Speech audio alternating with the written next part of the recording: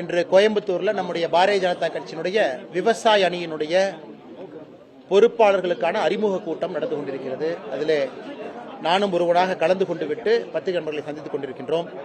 என்னோடு விவசாய அணியினுடைய மாநில தலைவர் அண்ணன் ஜி கே நாகராஜன் அவர் உட்பட பொறுப்பாளர்கள் நிர்வாகிகள் என்னோடு இருக்கின்றார்கள். நேரடியாக கேள்விகள் கேளுங்கன்னா பதில் சொல்லிடுறோம்.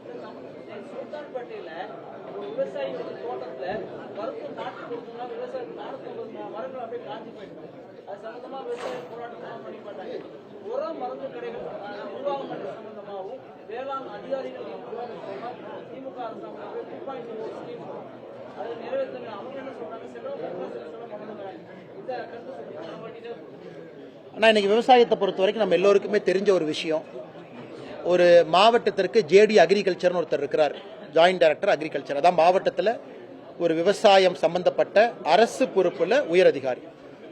அவர் எல்லா மாவட்டத்திலும் என்ன வேலை செய்யறாருன்னு நீங்களே பாருங்க, பத்திரிகை நண்பர்கள் பாருங்க. விவசாயத்தை தவிர எல்லா வேலைகளும் செய்வாங்க, எல்லா இன்சார்ஜும் அவங்களுக்கு கொடுத்துருப்பாங்க. அவர்கள் யாருக்கும் கூட எதையும் போய் மேற்பார்வையிடுவதற்கோ பார்ப்பதற்கோ வேலை இல்லை. ஆனால் இன்னைக்கு தமிழகத்தை பொறுத்தவரை நான் சும்மா அரசு அந்த மாதிரிலாம் சொல்ல விரும்பலைங்கன்னா, இன்னைக்கு விவசாயத்திற்கு முன்னுரிமை கொடுப்பதற்கான வாய்ப்புகள் இல்லை. ஜேடி அக்ரிகல்ச்சர் பல இடத்துல டாஸ்மார்க் கோ இன்சார்ஜாக கூட இருக்கிறாங்க பல மாவட்டத்தில். அதனால் இது போன்ற நிகழ்வுகள் எல்லா இடத்திலும் நடந்துகிட்டு தான் இருக்கு, நடக்க ஆரம்பித்திருக்கிறது. இது இப்ப மட்டும் இல்லை, எப்பொழுதும் நடக்குது. அதனால் இதற்கு ஆட்சியாளர்கள் மனசுல விவசாயத்தை முன்னுரிமைப்படுத்த வேண்டும் என்கின்ற எண்ணம் வரணும். உதாரணத்துக்கு பாரத பிரதமர் நரேந்திர மோடி அவர்கள் வருகின்ற 19ஆம் தேதி கோயம்புத்தூருக்கு நேரடியாக வர்றாங்க. தென்னிந்தியா இயற்கை விவசாயிகள் சம்மேளனம் இங்க நடக்க இருக்கிறது. அதில் நம்முடைய விவசாய பெருமக்களை சந்திக்கிறாங்க. 5000த்திற்கும் மேற்பட்ட இயற்கை விவசாயம் செய்யக்கூடிய இளைஞர்களை சந்திக்கிறாங்க. தென்னிந்தியாவில் பணி செய்யக்கூடிய 50 சயின்டிஸ்ட் விஞ்ஞானிகளை சந்திக்கிறாங்க. காரணம், இன்னைக்கு இந்தியாவை பொறுத்தவரை இயற்கை விவசாயம் என்பது காலத்தினுடைய கட்டாயம். இயற்கை விவசாயம் காலத்தினுடைய கட்டாயம். மண்ணில் இருக்கக்கூடிய கார்பன் கண்டென்ட் என்பது 0.5% கீழே போக ஆரம்பித்திருக்கிறது. 0.5% கீழே கார்பன் கண்டென்ட் மண்ணில் போயிருச்சுன்னா அந்த மண்ணை பொறுத்தவரை அது மலடுத்தன்மை அந்த மண்ணுக்கு வந்துடும். எதுவுமே இங்கே விளைவிக்க முடியாது. ஒரு மண்ணுக்கு குறைந்தபட்சம் 4.5% கார்பன் கண்டென்ட் இருந்தால் மட்டும்தான் இங்கே விவசாயம் செய்ய முடியும். இன்னைக்கு தமிழகத்தில் டிஎன்ஏயு சமீபத்தில் நடத்திருக்கக்கூடிய ஆய்வறிக்கை பார்த்தீங்கன்னா 7 ஜோன்லயுமே சராசரியாக கார்பன் கண்டென்ட் 0.5 கீழே போயிருக்கு. அதனால் இதெல்லாம் இன்னைக்கு தலையாய பிரச்சனை, நம்ம பிக்ஸ் பண்ணி ஆகணும். நாடு மாடுகளை ஊக்குவிக்கணும், அதிகமாக சப்சிடி கொடுக்கணும். விவசாய பெருமக்கள் இன்னைக்கு ஒரு காங்கேய மாடு வாங்குறாங்கன்னா 3 லிட்டர் பால் கறக்க முடியுது. அது அவங்க 40 ரூபாய்க்கு போய் சொசைட்டியில் ஊற்றி அதன் மூலமாக மாட்டை அவங்களால பராமரிக்க கூட முடியாது.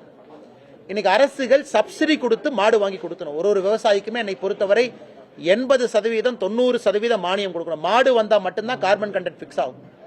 அதனால் நிறைய விஷயங்கள் பேசுவாங்கன்னா அதில் அண்ணன் சொல்வது குறிப்பாக ஏதோ ஒரு பகுதியில் உரத்தில் பிரச்சனை நடந்திருக்குன்னு. இதற்கெல்லாம் அடிப்படை விவசாயத்தை பிக்ஸ் பண்ணிக்கிட்டே வரணும். அதனால தான் நம்முடைய விவசாயத்துறை அமைச்சர் திரு சிவராஜ் சிங் சௌஹான் அவர்களும் கோயம்புத்தூரை தேர்ந்தெடுத்தாங்க.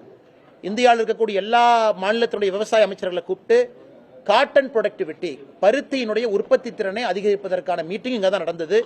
அதிலே நாம் புரிந்து கொள்ள வேண்டும், பிரதமர் அவர்கள் நேரத்தை ஒதுக்கி கோயம்புத்தூர் இதுக்கு மட்டும் வர்றாங்க. வேற எந்த நிகழ்ச்சி இல்லை, கட்சி நிகழ்ச்சி இல்லை, பாரதிய ஜனதா கட்சியோட நிகழ்ச்சி கூட இல்லை. பிரதமர் கொடுத்திருக்கக்கூடிய அந்த 2.5 மணி நேரம் 3 மணி நேரமும் விவசாயிகளுக்காக கொடுத்திருக்கிறாங்க. அதற்காக மட்டும் தென்னிந்தியா வந்துட்டு ஐயா நம்மாழ்வார் அவர்கள் பேரில் இந்த நிகழ்ச்சி நடக்க இருக்கிறது. அதனால அடிப்படையிலிருந்து பிரச்சனையை பிக்ஸ் பண்ணணும் அப்படிங்கறத இன்னைக்கு நம்ம மீட்டிங்ல பேசின முக்கியமான விஷயம் கூட. மகனா கேளுங்க அண்ணா, நான் விவசாய பிரச்சனைக்கு வர்றேன். ஃபர்ஸ்ட் ஜெனரல் பிரச்சனை பேசி வந்துடுறேன்.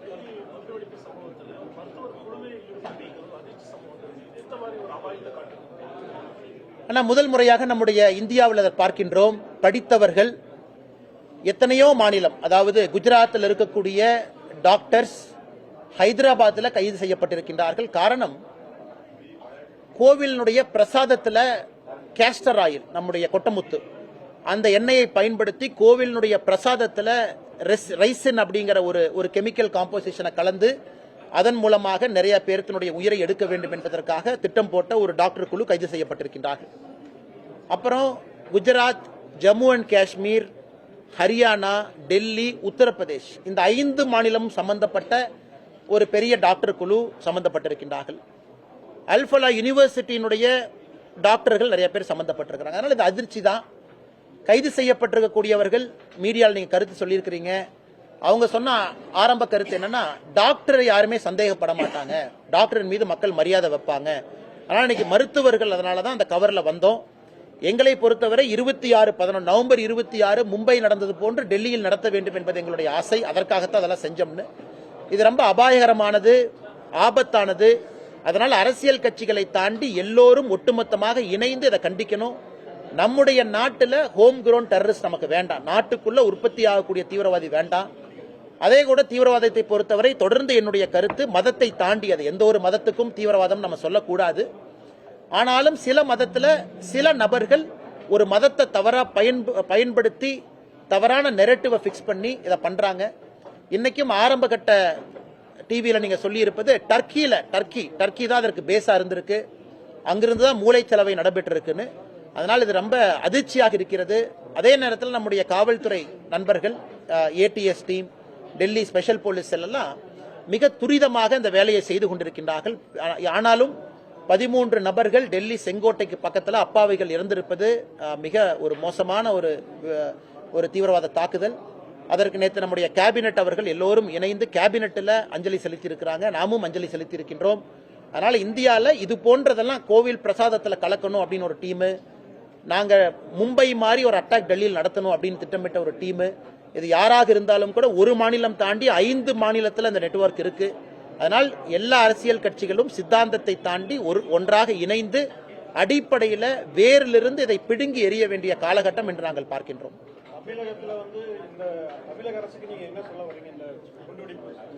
தமிழகத்தை பொறுத்தவரை நம்முடைய டீம் ஏடிஎஸ் டீமாக இருக்கட்டும், நம்முடைய சிறப்பு டீம் எப்பவுமே ரொம்ப பக்காவா தான் இருக்கிறாங்கன்னா.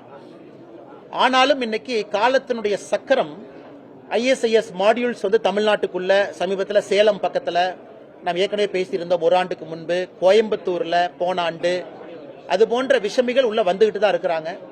அதனால் என்னுடைய வேண்டுகோள் முதலமைச்சர் அதுக்கு தனி கவனம் கொடுக்கணும். சிறப்பான அதிகாரிகளை பணி செய்ய வைக்கணும். முதலமைச்சர் கண்காணிக்கணும் அடிப்படையில். அவர் தான் இன்னைக்கு அமைச்சராகவும் அவங்க தான் இருக்கிறாங்க. நமக்கு தனியாக ஹோம் மினிஸ்டர் கிடையாது, முதலமைச்சர் தான் அமைச்சரும் கூட. ஆனால் மற்ற எந்த மாநிலத்திலும் விட தமிழகத்தில் ஆபத்து அதிகம். காரணம் எக்கனாமிக் பொட்டன்ஷியல். மற்ற மாநிலத்தை விட நம்ம பொருளாதாரத்தில் ரொம்ப முன்னாடி இருக்கும். ஒரு சென்னையோ கோயம்புத்தூரோ வேறு பகுதியோ தீவிரவாதிகளுக்கு எப்பொழுதுமே ஒரு அட்ராக்டிவ் டார்கெட். அதனால் நாம் எப்பொழுதும் கண்ணும் கருத்துமா இருக்கணும். அரசியல் கட்சிகள் சித்தாந்தத்தை எல்லாம் தாண்டி இதில் எல்லோரும் ஒருங்கிணைந்து இருக்கணும். முதலமைச்சர் அவர்கள் தனி கவனம் செலுத்தணும். சிறப்பான அதிகாரிகள் இதில் எப்பொழுதுமே கண்காணிப்பில் இருக்கணும். ஏன்னா அப்பொழுதுதான் பாதுகாப்பாக நீங்களும் நானும் இருக்க முடியும். காரணம், டெல்லி இந்த மாதிரி பிரதேசங்கள்லாம் காஷ்மீர் பாகிஸ்தானுக்கு அருகாமையில் இருக்கு. இன்னைக்கு நடந்திருக்கக்கூடிய அந்த தீவிரவாத தாக்குதல் கூட சூசைடு கார் பிளாஸ்ட் டெல்லியில புல்வாமாவிலிருந்து நேரடியாக லிங்க் இருக்கு அவங்களுக்கு. நாம இன்னைக்கு பார்டர்ல இருந்து ரொம்ப தூரம் இருக்கோம். நம்ம பக்கத்துல இன்டர்நேஷனல் பார்டர் ஸ்ரீலங்காவை தவிர யாரும் இல்ல. நமக்கு டெல்லிக்கு இருக்கக்கூடிய அச்சுறுத்தல் சென்னைக்கு இல்லை என்று சொன்னாலும் கூட நாம் இன்னும் தீவிரமாக, இன்னும் உன்னிப்பாக, இன்னும் கவனத்தில் இருக்க வேண்டிய அவசியம் தமிழகத்திற்கு இருக்கு மற்ற மாநிலத்தை விட. ஆனா டெல்லியை பொறுத்தவரை நான் எப்படி பார்க்கிறேன்னாங்கன்னா, அந்த குண்டு வெடிப்பு நடந்த நாளுக்கு 3 நாட்களுக்கு முன்பே எல்லாத்தையும் பிடிக்க ஆரம்பிக்கிறாங்க. ஒரு இன்டெலிஜென்ஸ் வச்சு டாக்டரை கைது பண்றாங்க, அமோனியம் நைட்ரேட்டை கையில பிடிக்கிறாங்க, AK-47 ரெக்கவர் பண்றாங்க. அப்ப இந்த சம்பந்தப்பட்ட நபர் டெல்லியை பொறுத்தவரை அது பேனிக் அட்டாக்காக அவர்கள் குறித்த நாளை விட முன்பாக அந்த அட்டாக் நடத்தி இருக்கிறாங்க. ஏன்னா குறித்த நாளை பொறுத்தவரை அவங்க பல இடத்துல நடத்தின 3 கார். நேற்று பாத்தீங்கன்னா அவங்களுடைய ஒரிஜினல் பிளான் டெல்லியில 3 இடத்துல காரை வைக்கணும். ஒரு I-20, ஒரு 3 கார், ஃபோர்டு, இன்னொன்னு பிரெஸ்ஸா, 3 காரை 3 இடத்துல வச்சு வெடிக்கணும். அப்புறம் ஒரு 4 நபர்கள் AK-47 வச்சு பல பேருக்கு சுடணும் அப்படிங்கறது அவங்க பிளான். சோ குண்டு I-20 கார்ல வெடிக்க வச்சுட்டாங்க. பேனிக் ஆகி அதை முன்பே எக்ஸிக்யூட் பண்ணிட்டாங்க. அந்த கார் மாட்டிருன்னு. நேற்று ஃபோர்டு காரை பிடிச்சிட்டாங்க, அந்த 2வது காரை பிடிச்சிட்டாங்க. நீங்க 3வது காரை தொலாகிட்டு இருப்பதாக டிவியில நீங்க சொல்லியிருக்கிறீங்க. அதே நேரத்தில் அந்த AK-47 பிஸ்டல் அதையும் ரெக்கவர் பண்ணிட்டாங்க. நாம் எப்பொழுதுமே சொல்லணும், இதில் நான் அரசியல் பேச விரும்பல. எப்பொழுதுமே நாம் சொல்லுவோம், 100 முறை திட்டமிட்டா போலீஸ்காரங்க 100 முறையும் ஜெயிக்கணும். ஆனா தீவிரவாதி ஒரு முறை ஜெயிச்சா போதும். அதனால் இன்னைக்கு காவல்துறை அவர்கள் 100 முறை நடக்கக்கூடிய விஷயத்தையும் 100ஐயும் அவங்க பிடிக்கணும். ஒன்றுல லைட்டா மிஸ் ஆனா கூட, கடைசி நேரத்தில் மிஸ் ஆனா கூட டெல்லி மாதிரி ஆயிரும். அதனால் நாம் காவல்துறையும் இந்த நேரத்தில் உயிரை பணம் கொடுத்து பணயம் வைத்து முன்னாடி இருக்கிறாங்க. டெல்லியை பொறுத்தவரை இவங்க பிடிக்க ஆரம்பிக்க உடனே பேனிக் ஆகி அந்த கார் பாம் எக்ஸிகியூஷன் பண்றாங்க. அதனால் இதை வந்து எல்லா அரசியல் கட்சிகளுமே இதை வந்து அரசியல் ஆக்கல. அது வந்து எனக்கு ஒரு நல்ல ஒரு விஷயங்கன்னா எல்லோருமே இதை வந்து ஒரு லாங்கர் ஆங்கிள் புரிஞ்சுக்கிட்டாங்க எல்லா அரசியல் கட்சிகளுமே, காங்கிரஸ் உட்பட. அதனால் இன்னும் நம்முடைய பாதுகாப்பு படைக்கு நாம் இன்னும் அதிகாரம் கொடுக்கணும். அவங்க இன்னும் ரூட்ஸுக்கு போகணும், வேருக்கு போகணும். யாராக இருந்தாலும் கிள்ளி கொண்டு வர வேண்டும் என்பது என்னுடைய வேண்டுகோள். அண்ணா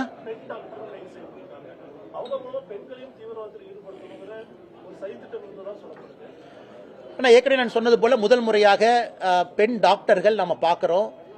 ஆனா பெண் டாக்டரை பத்தி பேசுறவர்கள் என்ன சொல்றாங்கன்னா, ரொம்ப நல்ல லேடி தான், ஒரு 10 ஆண்டுகள் 5 ஆண்டுகளுக்கு முன்பு வரை நல்லா தான் இருந்தாங்க.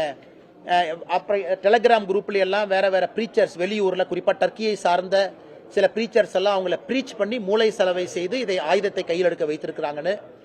அது நமக்கு இன்னைக்கு வந்து என்னுடைய அன்பான வேண்டுகோள், நம்முடைய எந்த மதமாக இருந்தாலும், மதத்தினுடைய தலைவர்கள் இஸ்லாம் மதமாக இருந்தாலும் கூட, மதத்தினுடைய பெரியவர்கள், தலைவர்கள், மசூதியினுடைய பொறுப்பாளர்கள் அவங்கெல்லாம் அதை பேச ஆரம்பிக்கணும். காரணம், மதத்தை பற்றி இன்னும் ஆழமா பேசணும். யாராவது லோன் வுல்ஃபாங்க, லோன் வுல்ஃப் அட்டாக்குமாங்க, யாராவது ஒரு தனி மனிதன் ஒரு மதத்தை தவறாக புரிந்து கொண்டு அந்த மதத்தினுடைய பேரில் நான் அட்டாக் பண்ணணும்னு நினைச்சா கூட அந்த மதத்தினுடைய பெரியவர்கள் அவங்க தான் ஃபர்ஸ்ட் லைன் ஆஃப் டிஃபென்ஸ். அவங்க இதெல்லாம் கொஞ்சம் சீரியஸா கையில் எடுக்கணும், பேசணும். எல்லா மதத்துக்கிடையே ஒரு ஒற்றுமையை விதைக்கணும், அது ரொம்ப முக்கியம். எல்லா மதத்துக்கிடையில ஒரு சகோதரத்தன்மையை விதைக்கணும், அதுவும் நாம் செய்ய வேண்டிய வேலை. அரசியல் கட்சிகள் இருக்கலாம், சித்தாந்தங்கள் இருக்கலாம், சண்டை போடலாம், அது வேற. ஆனா மதத்தினுடைய தலைவர்கள் அதையெல்லாம் தாண்டி ஒருங்கிணைந்து பணியாற்றணும். ஏன்னா அப்பதான் அந்த லோன் வுல்ஃப் அட்டாக்கை தடுக்க முடியும். இது அமெரிக்கா போன்ற பகுதியில் பார்த்தீங்கன்னா அது வேற மாதிரி ரேடிக்கல் இதா இருக்கு, ஓக்கு ஒரு மாதிரி ரேடிக்கலா போகுது. யூரோப்ல வேற மாதிரி இருக்கு. இன்னைக்கு இந்தியாவில் முதலாக இது பார்க்கிறோம். குறிப்பாக டெல்லி தலைநகர்ல 10 ஆண்டுகளுக்கு பின்பு நடந்திருக்கக்கூடிய முதல் தாக்குதல் இது. அதுவும் படித்த ஒரு நபர், அதுவும் ஜம்மு அண்ட் காஷ்மீருக்கு நேரடியாக சம்பந்தம் இல்லாம வெளியே ஒரு ஆள் எக்ஸிக்யூட் பண்ணி சப்போர்ட் அங்கிருந்து கொடுக்கப்பட்டிருப்பது. எப்பவுமே தீவிரவாதிகள் பார்த்தீங்கன்னா ஒரு மாநிலத்திலிருந்து வெளியே வருவாங்க. அதனால் நிச்சயமாக செக்யூரிட்டி லீடர்ஸ் அதெல்லாம் பார்ப்பாங்க, நடவடிக்கை எடுப்பார்கள் என்று நம்புவோம். தமிழகத்தில் சட்டம் ஒழுங்கு வந்து எப்படி இருக்குன்னா, கோயிலுக்குள்ளேயே போய் 2 பேர் வெட்டுறாங்க, போலீஸ் குவார்டர்ஸ்லயே போய் உள்ள வெட்டி எடுத்து வராங்க. சட்டம் ஒழுங்கு அண்ணா இன்னைக்கு புரியலிங்கண்ணா. நானும் பல இடத்துல வந்து பல விஷயமா அதை சொல்லி பார்த்துட்டேங்கண்ணா. அதனால தமிழகத்தை பொறுத்தவரை இன்று அதே காவல்துறை தான், அதே அதிகாரிகள் தான், அதே நபர்கள் தான் இருக்கிறாங்க. ஆனாலும் குற்றங்கள் நடந்துகிட்டு இருக்கு. நடக்கக்கூடிய ஒரு குற்றமே சமூக வலைதளத்தில், டிவியில் இன்னைக்கு ஹைலைட் ஆகுது. அதனால இன்னைக்கு சமூகமாக நாம் இதை பார்க்க வேண்டிய கட்டாயம் நமக்கு இருக்கு. ஏன்னா இன்னைக்கு ஆட்சியாளர்களை பொறுத்தவரை நாம் ஒரு பக்கம் குற்றம் சுமத்திக்கிட்டு தான் இருக்கோம். அதுவும் என்னை பொறுத்தவரை சரிதான். ஏன்னா எப்பொழுதுமே நாம் செய்வது தான், ஆட்சியாளர்கள் தான் காவல்துறை கையில் வச்சிருக்கிறாங்க, நடவடிக்கை எடுக்கணும். அதே நேரத்தில் சமூக விரோதம் என்பது சமுதாயத்தில் இன்னைக்கு அதிகமாகிட்டு இருக்கு.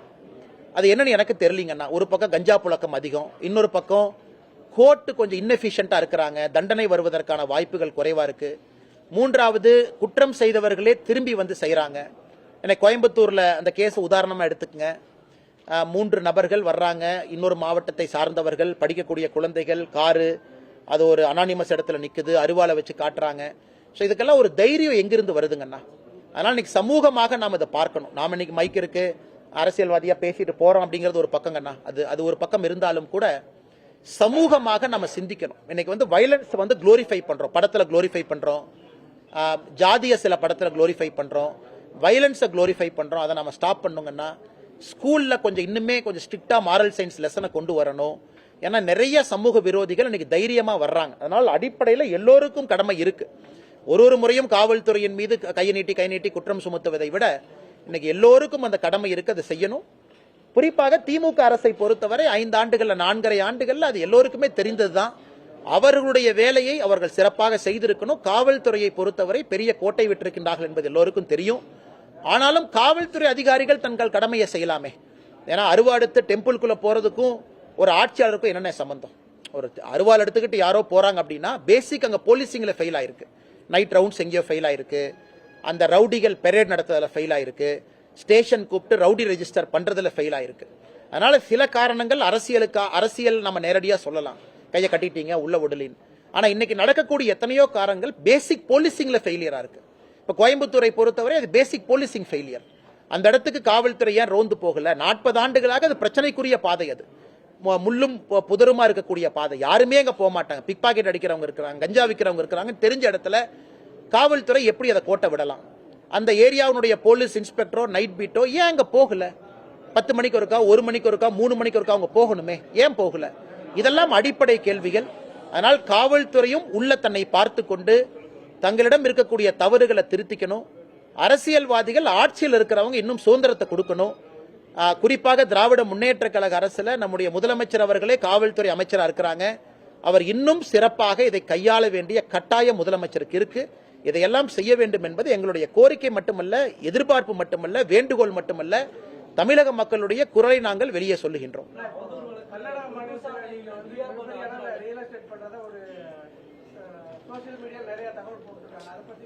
அதுல என்ன தவறுங்கண்ணா? என்னுடைய வாழ்க்கையை நான் வாழ்றேன், நான் மண்ணை சாப்பிட முடியுமா? நான் பிசினஸ் செய்யறேன், அதுல யாரையாச்சும் அடிச்சு பிடுங்கன்னா, மிரட்டுன்னா, உங்களுடைய பணத்தை வாங்கன்னா, இந்த பணத்தை வாங்கன்னா, என்னுடைய தொழில் நான் செய்யறேன், என்னுடைய விவசாயம் நான் செய்யறேன், என்னுடைய அரசியல் நான் செய்யறேன். இதுல எதை தவறாக நீங்கள் பார்க்கின்றீர்கள்? நான் எங்கிருந்து சாப்பிடுவேன், என் குழந்தைங்களுக்கு எங்கிருந்து ஃபீஸ் கட்டுவேன்? எதை செய்தாலும் நியாயமான முறையில் செய்ய வேண்டும் என்று நினைக்கின்றேன். என்னை எந்த தொழிலும் செய்ய வேண்டாம் கையை கட்டி போட்டு உட்கார வச்சீங்கன்னா நான் எங்கிருந்து சாப்பிடுவேன்? நாளை காலையில் எங்கிருந்து நான் சட்டை போடுவேன்? எங்கிருந்து நான் அரசியல் பண்ணுவேன்? என் காருக்கு நான் டீசல் எங்கிருந்து போடுவேன்? அதனால எல்லா வேலைகளும் நான் செய்யறேன். செய்யக்கூடிய வேலைகள்ல தவறு நீங்க சொல்லுங்க. ஆனா இந்த கம்பெனி ஆரம்பிச்சீங்க, இந்த கம்பெனில தவறு இருக்கு சொல்லுங்க. இந்த கம்பெனி இன்கம் டாக்ஸ் கட்டல சொல்லுங்க. இந்த கம்பெனில ஜிஎஸ்டி கட்டல சொல்லுங்க. அதனால நான் எந்த தொழிலுமே செய்யக்கூடாது என்று சொல்வதற்கு யாருக்கு இங்க உரிமை இருக்கு? நான் செய்யக்கூடிய தொழில யாருக்கு பாதிப்பு இருக்கு? நான் ஏதாச்சும் ஒரு கெமிக்கல் இண்டஸ்ட்ரி வச்சு அதுல ஏதாச்சும் ஒரு மீனை போய் சாவடிச்சனா, தண்ணியை நான் பால்படுத்தினா, மாசு பண்ணா சொல்லுங்க. எந்த தொழிலை ஆரம்பிப்பதற்கும் எனக்கு உரிமை இருக்கு. இன்னைக்கு நான் கட்சியில மாநில தலைவராக நான் இல்லை. எனக்கு ஓடுவதற்கு நேரம் இருக்கு, மூச்சு விடுறதுக்கு நேரம் இருக்கு, என்னுடைய வேலையை செய்வதற்கு நேரம் இருக்கு, எனக்கு பொருள் ஈட்டுவதற்கு நேரம் இருக்கு, விவசாயம் செய்வதற்கு நேரம் இருக்கு, 4 இடத்துக்கு போறதுக்கு நேரம் இருக்கு, அயன்மேன் போறதுக்கு நேரம் இருக்கு, ஓடுறதுக்கு நேரம் இருக்கு. அதனால இது என்னுடைய நேரம், என்னுடைய வாழ்க்கை, நான் வாழ்றேன். அதே நேரத்தில் மக்கள் முன்பு நிற்கிறேன். அதனால நான் செய்வதில் என்ன தவறுன்னு சொல்லுங்க. இல்லைன்னா நீங்க செய்வதில் இதான் தவறுன்னு கை காட்டினா நான் பதில் சொல்றேன். மற்றபடி திமுகவோ வேறு யாரோ ஒருத்தவங்க கை நீட்டி சொன்னால் என்ன தவறு செஞ்சேன்னு சொல்லுங்க. அதனால அப்படித்தான் நான் இருப்பேன்.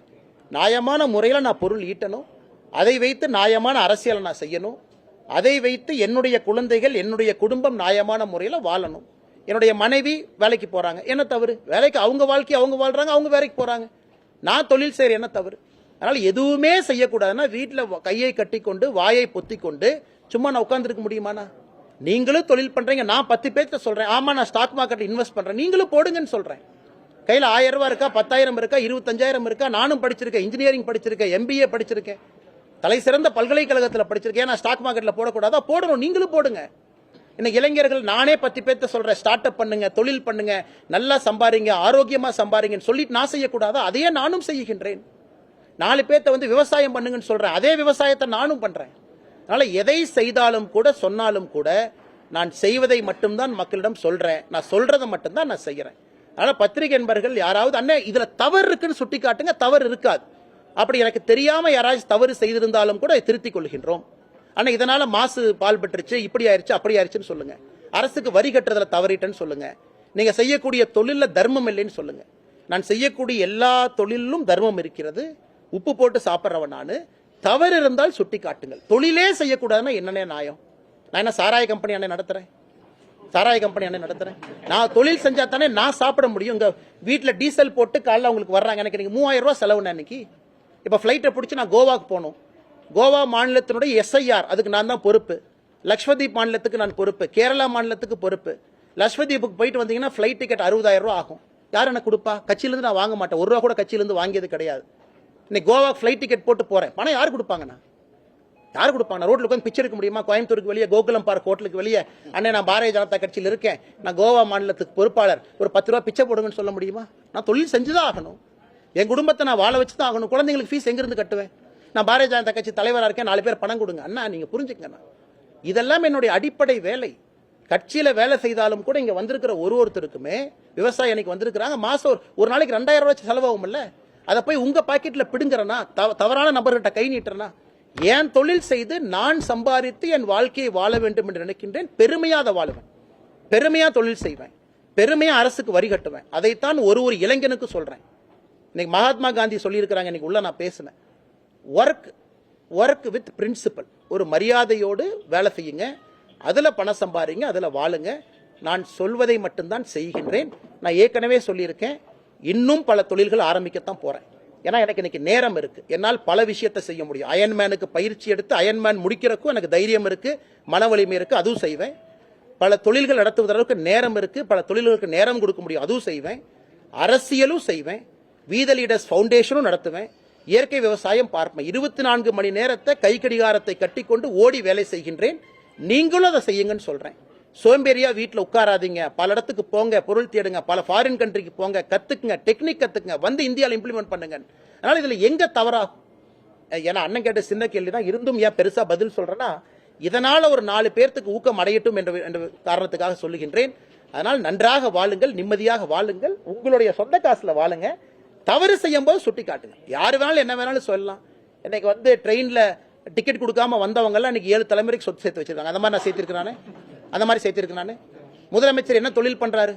இன்னைக்கு முதலமைச்சர் மு க ஸ்டாலின் எந்த தொழில் பண்றாரு?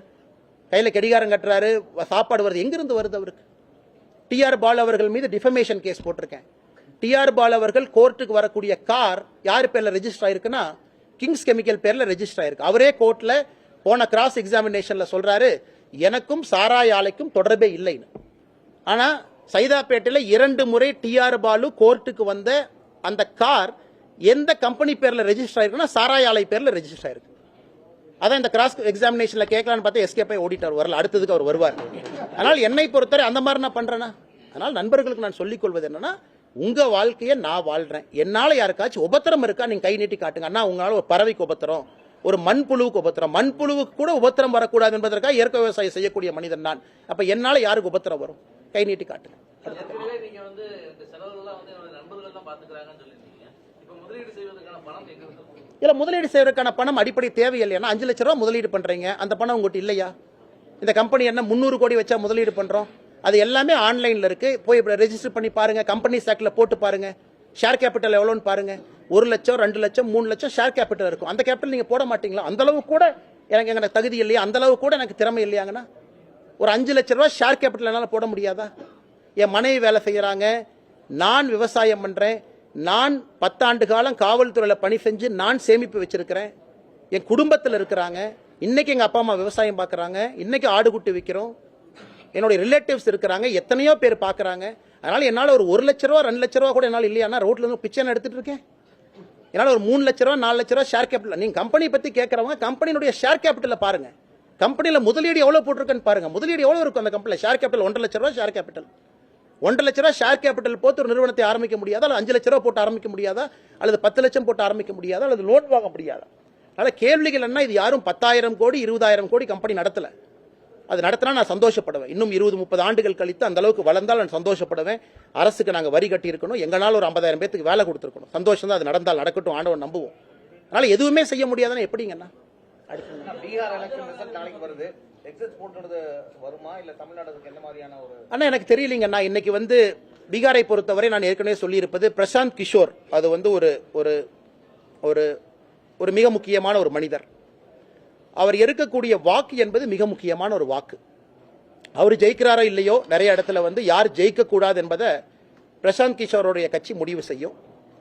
இது தமிழகத்தினுடைய அரசியல் களத்துக்கு பீகார் ஒரு முன்னுதாரணமா நான் பார்க்கிறேன். 2026 தமிழகத்தினுடைய தேர்தலுக்கு வந்து அங்கே பிரசாந்த் கிஷோருடைய நடவடிக்கை எப்படி இருந்திருக்கிறதோ தமிழகத்திலும் சிலருடைய நடவடிக்கை அப்படி இருக்க போகுது. புதிதாக கட்சி ஆரம்பிச்சவங்க அவங்க ஓட் கட்டரா வருவாங்களா, ஜெயிப்பாங்களான்னு எனக்கு தெரியாதுங்கண்ணா.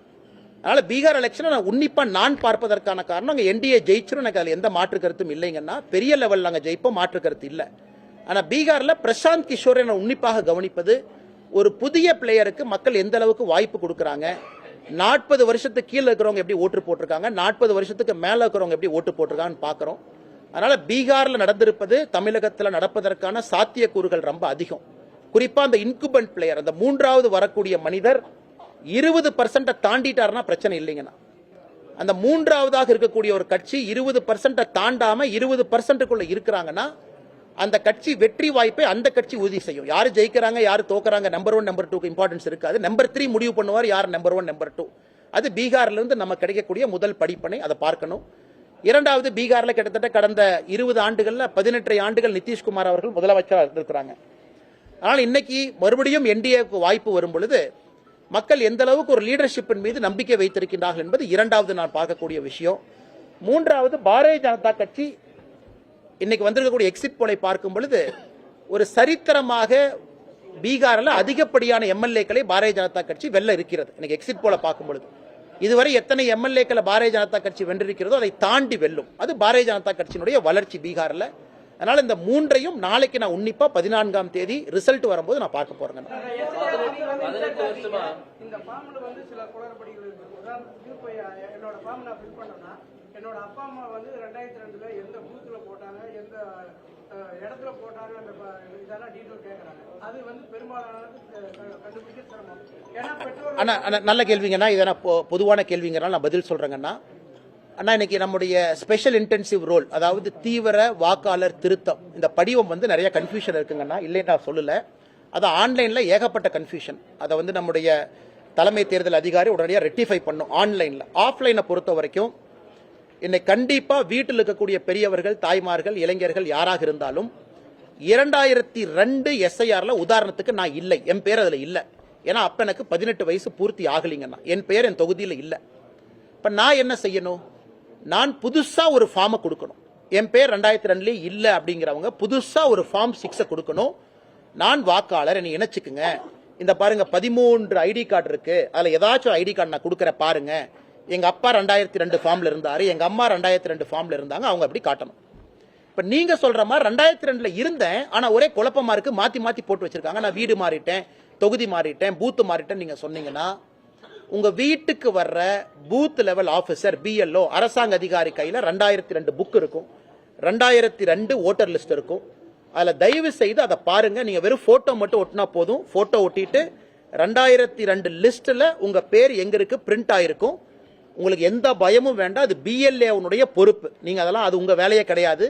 அது வீட்டுக்கு வரக்கூடிய BLO பொறுப்பு. நான் 2002ல இருந்திருக்கேன், இடம் மாறி இருக்கலாம், என்னுடைய அட்ரஸ் மாறி இருக்கலாம், பூத் மாறி இருக்கலாம். அது BLO பாத்துக்குவாங்க, நீங்க எதுவும் ஒரி பண்ணிக்காதீங்க. ஆனாலும் அந்த எனுமரேஷன் ஃபார்மை ஃபில் பண்ணி கையொப்பமோ கையெழுத்தோ போட வேண்டிய கடமை உங்களுக்கு இருக்கு. என்னை போன்று இல்லாதவர்கள் 2002ல பேர் இல்லாதவங்க அப்படிங்க நீங்க கொஞ்சம் சிறப்பு வேலையை செய்யணும். ஃபார்மை ஃபில் பண்ணணும். 2002ல இருந்தவங்களுடைய கனெக்ஷன் நீங்க எழுதணும். அதுவும் BLO பொறுப்பு. தமிழகத்தில் கிட்டத்தட்ட 5 கோடிக்கு மேல ஃபார்ம் கொடுத்துட்டாங்கன்னு எலெக்ஷன் கமிஷன் சொல்றாங்க, 6.5 கோடி ஓட்டர்ஸ்ல. அதனால் BLOவை பொறுத்தவரை அந்தந்த வீட்டுக்கு வரக்கூடியவங்க தயவு செய்து அதை பார்க்கணும். அதே நேரத்தில் கட்சியின் சார்பாக பாரதிய ஜனதா கட்சி சார்பாக ஒருத்தர் போவாரு, பூத் லெவல் ஏஜென்ட் 2 BLA2 நாம அவங்களுக்கு பேர் வச்சிருக்கோம், எலெக்ஷன் கமிஷன் வச்சிருக்காங்க. அவர்களும் உங்களுக்கு உதவி பண்ணுவாங்க. ஒரு அரசியல் கட்சி, திமுக, அதிமுக, BJP, காங்கிரஸ் யாராக இருந்தாலும் உங்க வீட்டுக்கு ஒரு BLA2 வருவாங்க. அவர்களையும் நீங்க கூப்பிட்டு பயன்படுத்திக்கங்க. BLO ஃபார்மை மட்டும் வாங்கி அரசியல் கட்சிகள் உங்களை வச்சு ஃபில் பண்ணி அரசியல் கட்சியும் போய் BLO ஆபீஸ்ல கொடுக்கலாம். BLO தான் வந்து வாங்க வேண்டிய அவசியம் இல்லை. அதனால் யாரும் பயப்பட தேவையில்லை. எல்லோருக்கும் இதுல உத்தரவாதம் இருக்கு. நிறைய குளறுபடிகள் இருக்கு, இல்லை என்று சொல்லல. ஆனா BLO பொறுப்பு 2002ல இருந்தாலும் சரி, இல்லை என்றாலும் சரி, நீங்க ஃபார்மை மட்டும் ஃபில் பண்ணி கொடுங்க. கரெக்ஷன், அந்த இடம், அட்ரஸ் அதெல்லாம் அவங்க பாத்துக்குவாங்க. 18 வருஷமா BJP நிதிஷ்குமார் வந்து ஆளுட்டு இருக்காரு. அவங்களுடைய கட்சி அலைன்ஸ் BJP இருந்திருக்கு. ஆனா அவ்வளோ லாங் பீரியட் ஆட்சி பண்ணியிருந்தாலும் கூட அங்க இருக்க பெரிய டெவலப்மெண்ட் இல்லாம இருக்குங்களா? ஏன்னா அங்க நிறைய இளைஞர்கள் கூலி வேலைக்காக தமிழ்நாட்டுக்கு வந்துட்டு தெரியலங்கண்ணா. இது ரொம்ப ஒரு டைசி கேள்விங்கண்ணா. அதாவது நிதிஷ்குமார் அவருடைய காலகட்டத்தில் பீகார் வளர்ந்துருக்குன்னா வளர்ந்துருக்கு, அதில் எந்த மாற்று கருத்தும் இல்லை. ரோடு முதல்ல இருந்ததை விட அதிகமாக இருக்கு, ஹாஸ்பிட்டல் அதிகமாக இருக்கு, ஸ்கூலில் ட்ராப் அவுட் ரேட் குறைஞ்சிருக்கு, அதிக பேர் வந்து இன்னைக்கு வந்து கிராஜுவேட்ஸாக மாறி இருக்கிறாங்க, எம்ப்ளாயபிலிட்டி அதிகமாக இருக்கு. இல்லையுமே சொல்லிங்கண்ணா. பட் எப்பொழுதுமே நாம் ஒன்றை புரிந்து கொள்ள வேண்டும், தமிழ்நாடு வளர்ந்திருந்தாலும் ஏன் தமிழ்நாட்டிலிருந்து அமெரிக்காவுக்கு போறாங்க? அப்ப தமிழ்நாடு வளரலின்னு அர்த்தமா?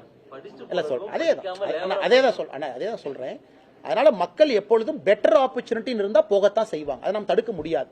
இப்ப பீகார்ல எனக்கு 400 ரூபா 500 ரூபா தினக்கூலி கொடுக்குறாங்க, தமிழகத்துல 800 ரூபா கொடுக்குறாங்க, வர்றதுக்கு ஆளுங்க இருக்காங்க. அதனால அது ஒரு பேராமீட்டரா கருத முடியாதுங்கன்னா, தமிழ்நாட்டில் இருக்கே நல்லா இருக்க இருந்தும் சான் பிரான்சிஸ்கோல எனக்கு ஒரு சாஃப்ட்வேர் வேலை கிடைக்குது, நான் சான் பிரான்சிஸ்கோ போவேன் நிறைய பேர் போறாங்க. அதனால் என்னை பொறுத்தவரை பீகார் வளர்ந்திருக்கா? கண்டிப்பா வளர்ந்திருக்கு. தமிழ்நாடு அளவுக்கு வளர்ந்திருக்கா? கண்டிப்பா வளரல, மாற்று கருத்து இல்லை. அதனால் பொறுத்திருப்போம். அந்தந்த மாநிலத்தில் அந்தந்த மக்கள், அந்தந்த அரசியல் கட்சிகள் அவர்களுடைய வேலை அது. அதனால் நிச்சயமாக வருகின்ற காலத்தில் இந்தியாவில் மக்கள் எங்கேயும் போகக்கூடாது அப்படிங்கிறதும் தவறு. மக்கள் போவாங்க. தமிழ்நாட்டிலிருந்து எத்தனையோ பேர் பெங்களூர்ல இருக்காங்க. இன்னைக்கு தமிழ்நாட்டு இளைஞர்கள் சென்னையில் சாஃப்ட்வேர் இன்ஜினியரா இருக்கிறத விட தமிழ்நாட்டு இளைஞர்கள் பெங்களூர்ல சாஃப்ட்வேர் இன்ஜினியர் அதிகமா இருக்காங்க. இது ஒரு ஸ்டாட்டிஸ்டிக், இது ஒரு டேட்டா. கோயம்புத்தூர்ல மட்டுமே 1 லட்சத்துக்கு மேற்பட்டவங்க இன்னைக்கு பெங்களூர்ல இருக்காங்க. இது ஒரு டேட்டா, அதிகாரப்பூர்வமான டேட்டா. தமிழ்நாட்டில் இருக்கக்கூடிய இளைஞர்கள் தமிழ்நாட்டில் சென்னையில் சாஃப்ட்வேர் கம்பெனி இருக்கிறத விட பெங்களூர்ல அதிகமா இருக்காங்க. அதுக்காக தமிழ்நாடு வளரவில்லை என்கின்ற அர்த்தம் கிடையாது. சீனியர் பொசிஷன் பெங்களூர்ல இருக்கு. தமிழ்நாட்டில் இன்னைக்கு சீனியர் சாஃப்ட்வேர் பொசிஷன் இல்ல. ப்ராஜெக்ட் மேனேஜர் அதிகமா பெங்களூர்ல இருக்காங்க, அங்க போறாங்க. அதனால் நேரடியாக பேசுவது சரியா இருக்காதுங்கன்னா, ஆனாலும் உங்க கருத்தை நான் ஏத்துக்கிறேன். பீகார் இன்னும் வேகமாக விரைவாக வளர வேண்டும் என்பது எல்லோருடைய ஆசை. விளையாட்டுத்துறை சம்பந்தமா சொல்லுங்க. சொல்லுங்க. பண்ணிட்டு வந்திருக்கீங்க. ஆமாங்க. தமிழ்நாடுடைய லெவல் சொல்லுங்க சார். தமிழ்நாடு விளையாட்டை பொறுத்தவரை எப்பொழுதும் சிறந்த ஒரு மாநிலம் தான், எந்த மாற்று கருத்தும் இல்லை.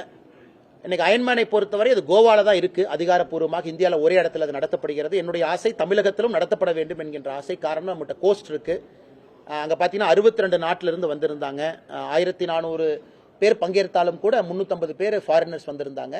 அதனால தமிழ்நாடு அரசும் முயற்சி எடுத்து இது போன்ற நிறைய ஈவெண்ட்டை கொண்டு வரணும். ஒன்று தமிழ்நாட்டு மக்களுக்கு அது ஒரு பெரிய பிராண்டு, கோவாக்கு எப்படி பிராண்டு கிடைச்சிருக்கோ அது ஒன்றுங்கன்னா. இரண்டாவது, என்னை பொறுத்தவரை அரசியல் வந்த பிறகு என்னுடைய ஃபிட்னஸ் கொஞ்சம் போயிருச்சுங்கன்னா கடந்த 5 ஆண்டுகளில். இப்போ நான் ஃபுல்லா ஃபிட்டா இருக்கேன்னு நான் சொல்ல மாட்டேங்கன்னா, இது ஒரு முயற்சி, முதல் படி. இந்த அயன்மேன் மூலமாக ஃபிட் ஆகணும், நாம் இன்னும் உடலை தயார்படுத்தணும் அப்படிங்கறக்காக இதில் பங்கேற்றிருக்கேன். இன்னும் அடுத்த 1 ஆண்டு முடியும் பொழுது ஃபுல் அயன்மேன் போகணும். ஃபுல் அயன்மேன்னா இன்னைக்கு 2 கிலோமீட்டர் கடல்ல நீந்துறது 4 கிலோமீட்டரா நீந்தணும். 90 கிலோமீட்டர் சைக்கிளிங், 180 கிலோமீட்டர் சைக்கிளிங் பண்ணணும். 21 கிலோமீட்டர் என்பது 42 கிலோமீட்டரா அது மாறணும்.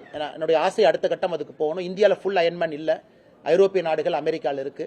ஸோ எனக்கு ஒரு இலக்கு. அதே போல தனிப்பட்ட முறையில் நேற்று ஒருத்தர் சொன்னார், உங்களை பார்த்தேன் நானும் ஓட ஆரம்பிச்சிட்டேன்னா, இன்னைக்கு 200 மீட்டர் தான் ஓடினார். சந்தோஷம். இன்னைக்கு 200 மீட்டர் ஓடுங்க, நாளைக்கு 300 ஓடுங்க.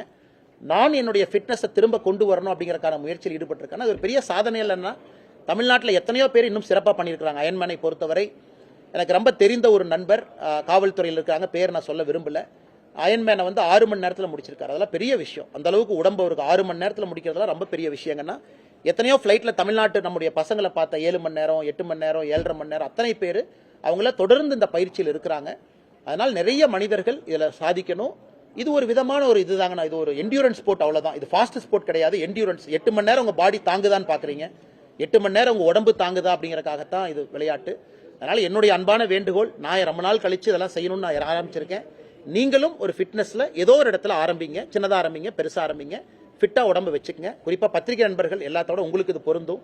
ஏன்னா எலக்ட்ரானிக் இதுலயே இருக்கீங்க, அதிகமா உங்களுக்கு தான் உடல் ரொம்ப கெடும். அதிகமா எனர்ஜியோட இருக்கீங்க, வேவ்ஸோட இருக்கீங்க, இன்டென்சிவான இடத்துல இருக்கிறீங்க, அந்த லைட் எல்லாம் ரொம்ப கெடுதல்.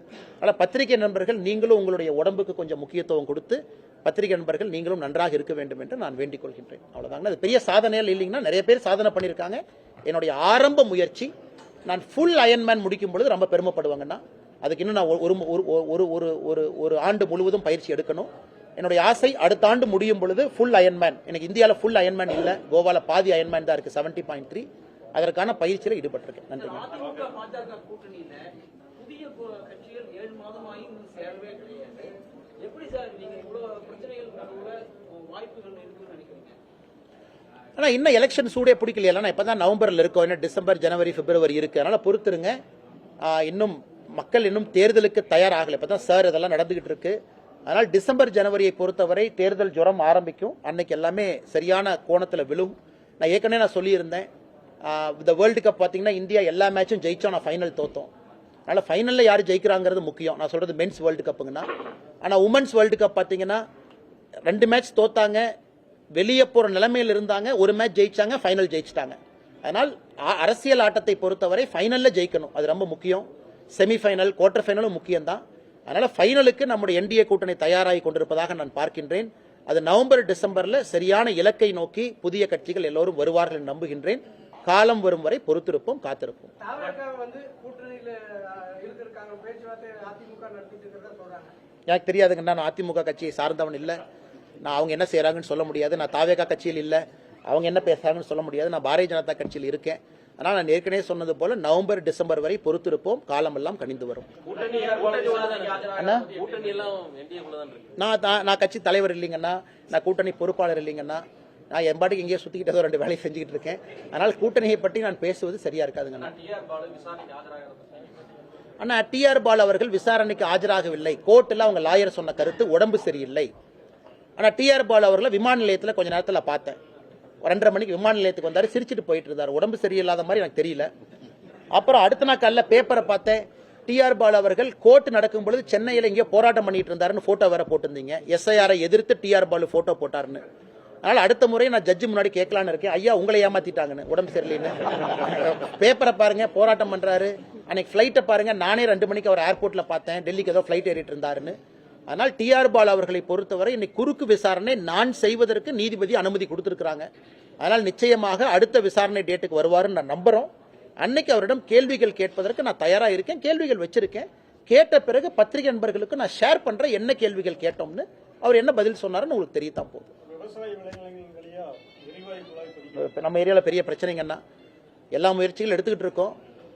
ரோடு கீழே கொண்டு போகணும், ஏற்கனவே போட்டிருக்கக்கூடிய இது முன்னாடி தான் போடணும், புதுசாக ஒன்று போகக்கூடாது. ஏன்னா இன்னைக்கு வந்து நம்ம பகுதியில் ரியல் எஸ்டேட் ரொம்ப அதிகமாயிருச்சுங்கன்னா விலை ரொம்ப அதிகமாயிருச்சு, குறிப்பாக கொங்கு பகுதியில். அதனால் எந்த விவசாயியுமே அரசு கொடுக்கக்கூடிய விலைக்கு அவங்க தயாராக இல்லை. அதுக்குள்ளே பைப்பை போட்டு 25 வருஷம் 30 வருஷம் கான்ட்ராக்ட் போட்டு ரைட் ஆஃப் யூஸ் ஆரோக்கியம் கொடுக்கறதுக்கு எந்த விவசாயம் தயாராக இல்லை. இன்னைக்கு நம்ம பகுதி தொழில் பகுதியாக மாறுது. சில இடத்துல பெட்ரோலியத்துறை அமைச்சர் ஏற்றுக்கிட்டாங்க, சில இடத்துல வந்து அதனுடைய இன்க்ளினேஷனை மாற்றி ரோடு பக்கத்தில் கொண்டு வருவதற்கு. ஏன்னா பல இடத்துல பிரச்சனை நடக்கிறதுனால கேஸ் பை கேஸாக நம்ம டீல் பண்ணிட்டு இருக்கோங்கன்னா எங்களால் என்ன முயற்சி எல்லாம் செய்ய முடியுமோ விவசாய பெருமக்களுக்கு செய்து கொண்டிருக்கின்றோம். ஏன்னா கொங்கு பகுதியில் இது ரொம்ப பெக்யூலியரான ஒரு ப்ராப்ளம். ரியல் எஸ்டேட் விலை ஏறிடுச்சு, அரசு கொடுக்கக்கூடிய பணம் ரொம்ப குறைவாக இருக்கு. அதனால் விவசாயிகள் தயாராக இல்லை, அதையும் நம்ம ஏற்றுக்கணும். இன்னைக்கு விவசாயிகளுக்கு இந்த பகுதியில் வருமானமே லேண்டு விலை ஏறினதுக்கு அப்புறம் தான் அவங்களுக்கு ரொம்ப நாள் கழிச்சு ஒரு வருமானத்தை பார்க்குறாங்க, அதையும் நம்ம மதிக்கணும். அதனால் பாரதிய ஜனதா கட்சி தொடர்ந்து அவர்களோடு நாங்கள் துணை நிற்போம். சுல்தான்பேட்டை பகுதியில் போராடிய விவசாயிகள் சாலை முறையில் ஈடுபட்டாங்க, எண்ணெய் மரங்கள் பட்டு போச்சு, அதில் போராடிய விவசாயிகள் மேலே வழக்கு பதிவு பண்ணுறாங்க. 2 பிரிவில் பணி செய்ய விடாமல் தடுப்பு, அப்புறம் சாலை முறையில் ஈடுபட்டு விவசாயிகள் இந்த மாதிரிலாம் பண்ணுறாங்க. அது மட்டும் இல்லைங்கண்ணா, அந்த மருந்து கடை இருக்கு இல்லைங்களா, அந்த கடை மேலே நடவடிக்கை எடுக்க மாட்டேங்கிறாங்க. கரெக்ட். ஆனால் இது நம்ம ஜி.கே. நாகராஜன் இங்கே இருக்கிறாங்க, அவர் சம்பந்தமான விஷயத்தில் உள்ள இறங்கி இருக்கிறாங்கன்னா அது தவறு தான்.